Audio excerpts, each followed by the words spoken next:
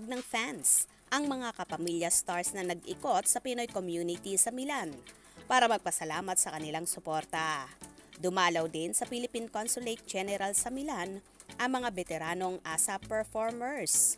Dumating na rin sa Milan ang second batch ng ASAP Natin to Milan, artists na sina Angeline Quinto, Morissette, Jonah, Clarice, Casey Tandingan at Moira de la Torre. After pandemic ngayon lang po uli kami, nagkaroon ng pagkakataon na makapunta sa Europe ang buong pamilya ng ASAP. Sobrang excited din kami na makapagbigay ng konting kasiyahan lang. Alam ko na busy ang mga kababayan natin dito. Pero pagkatapos ng ASAP Milan, uuwi sila na puno ng inspirasyon, sabi ni Angeline Quinto.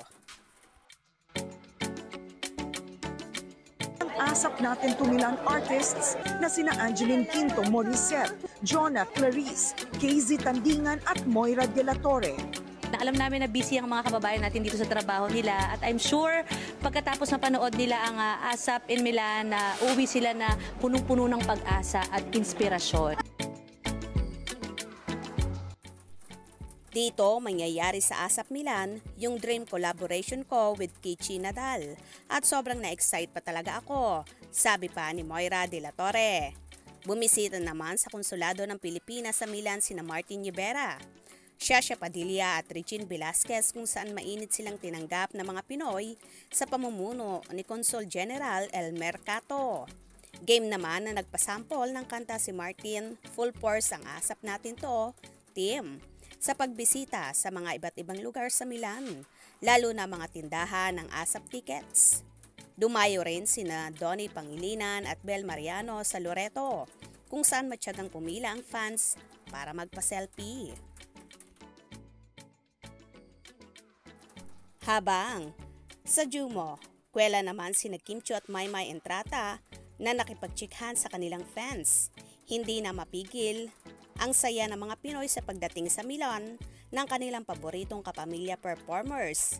Higit 30 na dekalibreng kapamilya artists ang magpapadagungdong ng Mediolanum Forum mula sa world-class acts at performance ng mga nagniningningang kapamilya stars.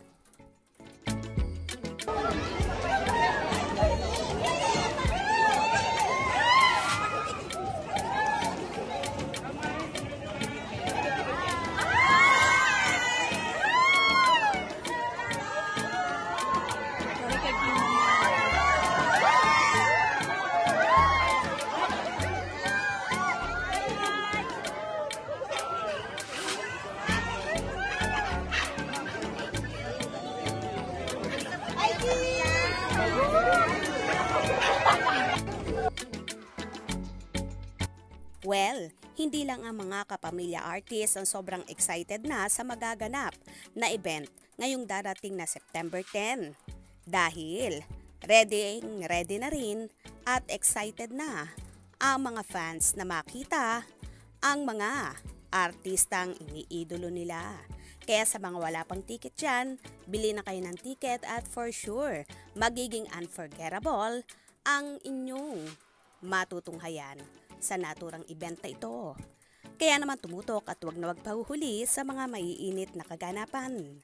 Anong inyong magiging reaction sa bidyong ito? Comment below.